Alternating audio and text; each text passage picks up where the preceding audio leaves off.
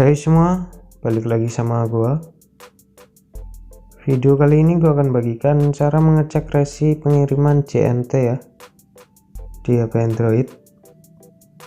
Tapi sebelum itu jangan lupa tekan tombol subscribe karena gratis.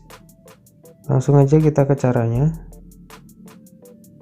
Kalian buka dulu browser kalian atau mbah Google, terserah mau pakai apa. Terus kalian masukkan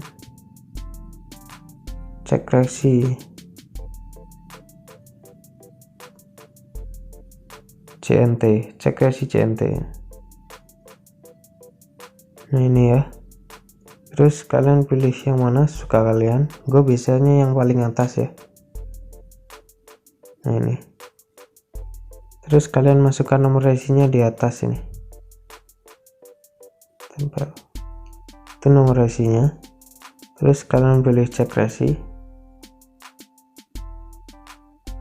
Terus kalian pilih JNT ya, JNT Express. Nah ini muncul ya status pengirimannya, paket gua di JNT Express. Seperti itu cara mengecek resi pengiriman JNT Express, melacak pengiriman resi. Terima kasih sudah menonton dan sampai jumpa.